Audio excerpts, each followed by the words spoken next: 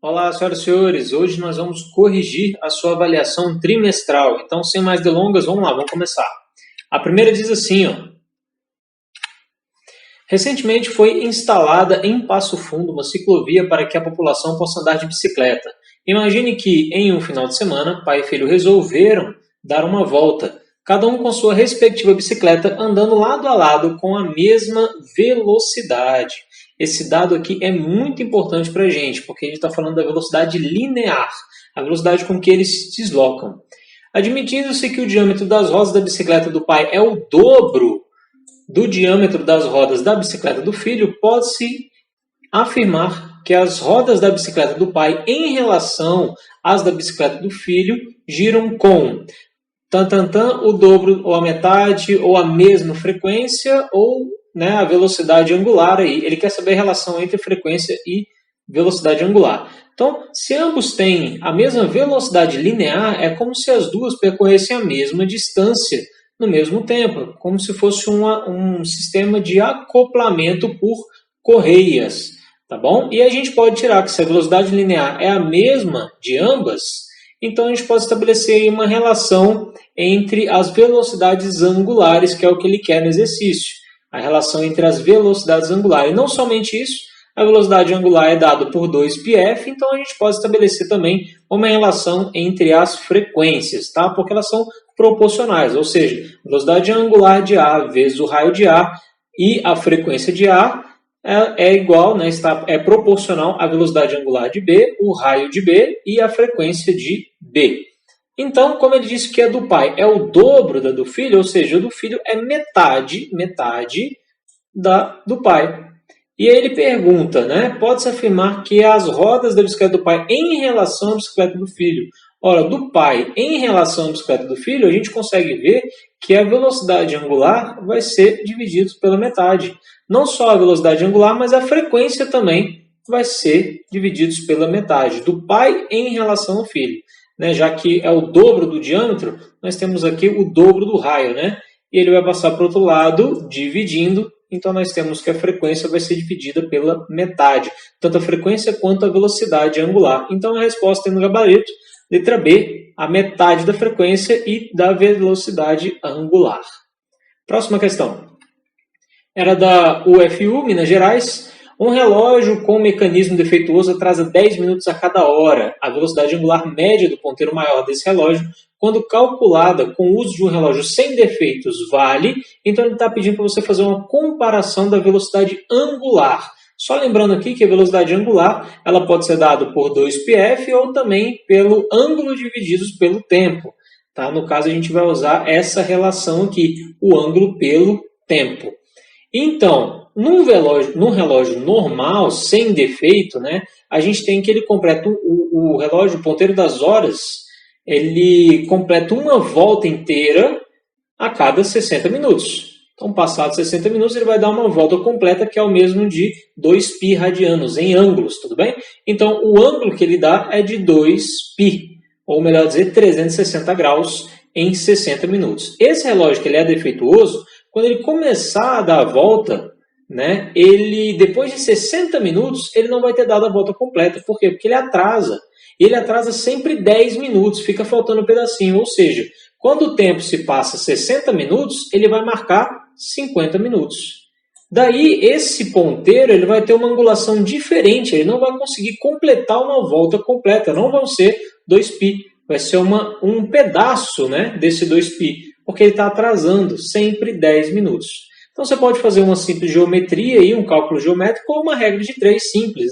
Se uma volta completa, ou seja, 60 minutos, ele dá 2π radianos, para um relógio fazer 50 minutos, qual seria esse ângulo que ele vai variar? Muito bem, então, fazendo a relação matemática aí, nós encontramos que ele deve fazer um ângulo de 5π sobre 3, ou mais ou menos uns 300 graus. Então, enquanto um relógio dá uma volta completa, o relógio normal dá uma volta completa de 360 graus, esse daqui que atrasa 10 minutos vai dar uma volta aí apenas de 300 graus, aproximadamente. Tá bom? Como ele quer a velocidade angular, então vamos lá. A velocidade angular é dada pelo ângulo dividido pelo tempo. esse tempo seria o tempo real que ele demorou para fazer a volta completa. No caso, o tempo real seriam 60 minutos, ou em segundos, já que ele quer radianos por segundo, 60 minutos são 3.600 segundos. E o ângulo aqui eu vou deixar em radianos, porque a resposta lá está em radianos também. Tá bom? Então, ao invés de colocar os 300 aqui em cima, eu vou colocar os 5π sobre 3. E aí basta fazer, né, divisão de fração, conserva a primeira, multiplica pelo inverso da segunda. E depois dessa matemática a gente encontra aí π sobre 2160. É a resposta letra B. Pode marcar lá no gabarito sem dor de cabeça. Tudo bem? Então não confunda. O tempo real é de 60 minutos. Porém, o ângulo que ele faz é um ângulo equivalente ao de 50 minutos. Esse ângulo de 50 minutos é 5π sobre 3. Ele pergunta a velocidade angular. Então, em 1 hora, ele anda somente 5π sobre 3. Beleza? Vamos para o próximo. EP3, a figura mostra um looping, que é um trecho circular dos trilhos em um plano vertical de uma montanha-russa. O raio indicado tem 10 metros e a aceleração gravitacional local é de 10 metros no quadrado. Então, qual deverá ser a velocidade mínima em metros por segundo que o carrinho precisa ter no ponto mais alto da trajetória para que possa completar a volta sem se desgrudar dos trilhos? Ora, para ele não se desgrudar dos trilhos, ele sempre tem que ter uma força aqui atuando sobre ele, né? Então, imagina que a força máxima aqui, né, quando ele começa a dar essa volta, ele tem uma força de contato entre ele e o trilho, tudo bem? E essa força de contato, à medida que o carrinho vai subindo, ela vai diminuindo, até chegar no ponto máximo. E quando ele chega no ponto máximo, essa força de contato entre os dois é mínima. Ou seja, a força normal, que é a força de contato entre os dois aqui, no ponto mais alto, tem que ser 0 para que ele consiga fazer essa volta completa. Então, em outras palavras, aqui no physiquês, né, nós temos duas forças atuando nesse carrinho. Nós temos a força peso, que sempre vai apontar para baixo, e nós temos a força normal, que é perpendicular à superfície em cada ponto que está sendo analisado. Então, no ponto mais alto que a gente vai analisar, a força normal ela vai aparecer aqui para baixo, perpendicular à superfície, porém, nesse ponto mais alto, ela tem que ser 0, para que o carrinho possa completar a volta, né, sem perder aí energia. Então, assumindo que a força normal é 0, nós temos que a força resultante tem que ser igual à força peso neste ponto mais alto. E aí a força peso é aquela que está apontando para o centro, né? Então, eu posso descrever que a força peso é a força centrípeta.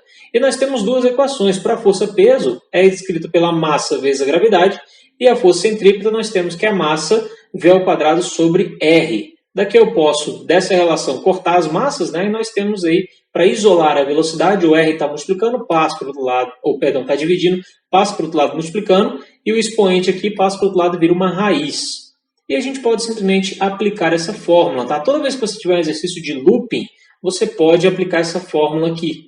Mas eu não quero que você decore, eu acho mais interessante você absorver aqui, né, a física envolvida aqui por trás nesse sistema aqui de looping, tudo bem? Então, aplicando aí, nós já temos a força gravitacional vale 10, e o raio ele já deu para a gente, vale também 10 no Sistema Internacional de Unidades. Então, nós temos aí como resposta a velocidade de mais ou menos 10, mais ou menos porque vai depender do seu sistema de referência, tá? Então, se você adotar para a direita como sendo positivo, a sua resposta aqui vai dar negativa. Tudo bem? Mas tanto faz o sistema de referência, ele quer saber o módulo, né? E a gente coloca lá no módulo, centena, dezena, unidade, 0, 10 no gabarito. Tranquilo? Próxima questão. São dados aí a massa da Lua, 1% da Terra, o raio da Lua, 25% da Terra, e a aceleração gravitacional da superfície da Terra, 10 metros no quadrado. Qual é o valor da aceleração gravitacional na superfície da Lua? Então, ele está sempre comparando aqui com a gravidade na Terra. Tá? Para quem estudou gravitação universal, vai se lembrar que a constante gravitacional, né, a gravidade vai ser dada pela constante gravitacional, vezes a massa dividido pelo raio ao quadrado. E aí nós temos que, escrevendo essa expressão para a Terra, né, ela vai ser dado tudo aqui, a gravidade da Terra vai ser a massa da Terra sobre o raio da Terra ao quadrado. Né? E ele diz que isso aqui vale 10. Está aqui, ó. Ele falou, vale 10, né? A gente sabe que é 10.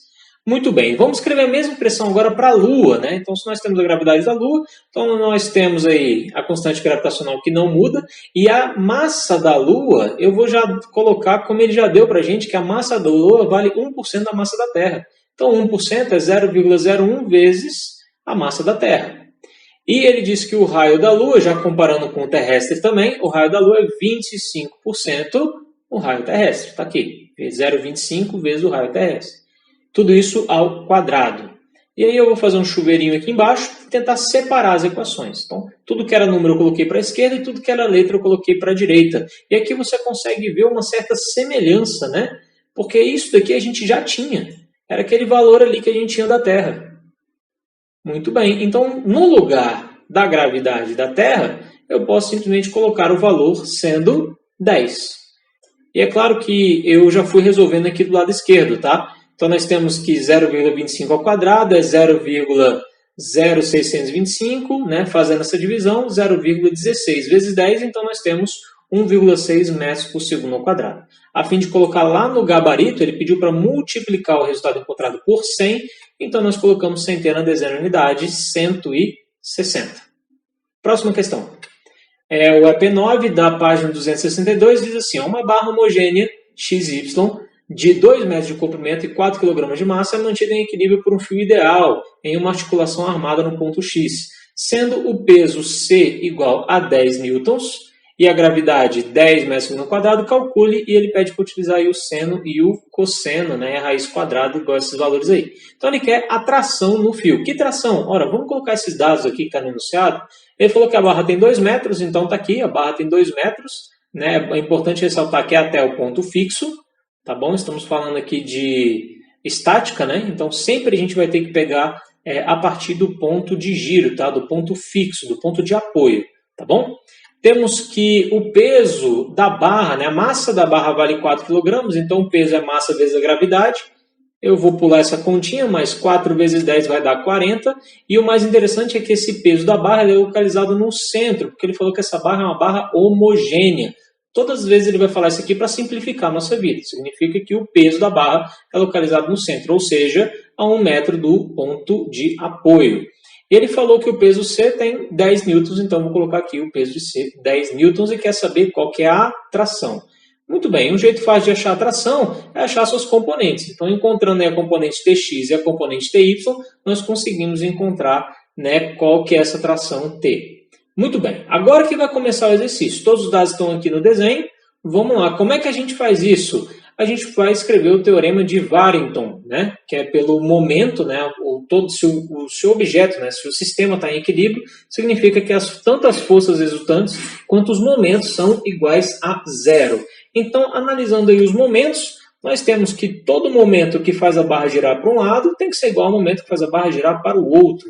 Ou seja, tudo aquilo que vai fazer a barra girar para cima tem que ser igual àquilo que vai fazer a barra girar para baixo. Então, nós temos aqui a força na vertical, que é o TY, então o momento de TY tem que ser igual ao momento de PC, né, e de PB. Ou melhor, o momento da barra mais o momento do C, do bloco C. Então, está aqui, momento da barra mais o momento do bloco C. E aí o momento é dado pela distância vezes a força, né? Então, nós temos aqui a distância entre os dois vezes a força, e de cada um a gente já pode escrever os valores aí. Então, substituindo rapidamente, dy, né, que é a distância que ty está do ponto de apoio, vale 2 metros. Está aqui. O peso de B ele já deu, o peso da barra vale 40 e ela está a 1 metro de distância, beleza, do ponto de apoio. E o peso de C também está a 2 metros, né, e vale 10. Muito bem, fazendo a continha, 2 vezes 10 dá 20, 20 mais 40 dá 60, o 2 está multiplicando o passo para o outro lado dividindo, então nós temos que o TY vale 30. Qual seria, então, o jeito de encontrar o T? Eu posso encontrar o Tx e depois fazer Pitágoras, ou, dado aqui o seno e cosseno, basta aplicar essa relação, né? Nós temos que o seno é o cateto oposto sobre a hipotenusa. Então, o seno, cateto oposto, seria o seno desse ângulo alfa, seria o cateto oposto, que é o TY, vezes a hipotenusa, sobre a hipotenusa, que é o T. Então, o seno, ele pediu para usar 0,6. A gente só substitui aqui 0,6, está multiplicando, passa para o outro lado dividindo. E o T, né, que a tração está dividindo, passa para o outro lado multiplicando. E o TY a gente já encontrou que é 30, então basta fazer a divisão e encontramos que a tração vale 50. Só colocar um gabarito 0,50. Na letra B, ele pediu a reação na articulação. É essa reação que vai aparecer aí, né? Você pode desenhar ela de qualquer jeito, depois você vai descobrir que se o seu sistema tiver sido adotado para o lado certo, vai dar tudo positivo certinho. Se não, sua resposta der negativa é porque você desenhou ele errado. Mas o desenho não importa muito para a gente quer saber o valor, tá bom? Então, vamos lá. Então, a reação ela vai ter que ser calculada não pelo momento, mas pelas forças. Então, a gente tem que descrever qual vai ser essa força. Assim como a gente fez aqui para a tração, a gente pode determinar essa resultante pelas suas componentes, né? X e Y. Então, Rx e Ry. Para isso, vamos analisar as forças aí, tanto na horizontal quanto na vertical, usando também o teorema de Warrington. Então, na horizontal fica óbvio aqui que nós só temos duas forças na horizontal, né? Ou seja, Tx tem que se anular com Rx. As duas têm que ter a mesma intensidade, né? Porque essa barra não sai nem para a esquerda nem para a direita. Então, se o sistema está em equilíbrio, as duas têm que ter a mesma força, né? E colocando isso no teorema de Warrington, para ficar bonitinho, né, no physiquês, nós temos que a força resultante tem que ser zero, e é o somatório de todas as forças na horizontal. Adotando para a direita como sendo positivo, nós temos aí Tx positivo e o Rx aponta como sendo negativo, ou melhor dizer, Tx tem que ser igual a Rx, isso a gente já sabia. Então basta eu encontrar quem vai ser o Tx, que eu encontro quem é o Rx. E como é que eu encontro o Tx? Ora, do mesmo jeito que eu fiz isso na letra A, eu não usei o seno, agora aqui eu vou usar o cosseno. Cosseno é o cateto adjacente sobre hipotenusa, que eu já tenho, né? O cosseno e já tenho a hipotenusa. Então basta eu substituir os valores. Cosseno 0,8 e a hipotenusa vale 50, que foi a letra A, né? Que a gente acabou de descobrir. Então está dividindo passo para o outro lado multiplicando, temos que o Tx é igual a Rx, que vale 40 newtons. E na vertical, aí é um pouco mais complicado, porque a gente tem um bocado de força aqui, então tem que ter calma, tá bom? Força resultante na vertical, nós adotamos aí para cima como sendo positivo. Então, nós temos Ty mais Ry menos PC menos PB. Tem que ser igual a zero. Ou seja, todo mundo que aponta para cima tem que ser igual a todo mundo que aponta para baixo. Simples assim, substituindo os valores que nós já temos, nós isolamos o Ry e ele vale 20. Agora que nós já temos os catetos, né? Basta, para encontrar aqui quem é a hipotenusa, basta a gente aplicar aí o Pitágoras. Então, a soma dos quadrados dos catetos é igual ao quadrado da hipotenusa. E aí, depois de uma matemática bem básica e rapidinha, nós encontramos aí a raiz de 2000, que é o mesmo que escrever 20 raiz de 5. Ele pediu para usar a raiz quadrada de 5 igual a 2,2, então, substituindo, encontramos 44, pode marcar lá no gabarito 0,44.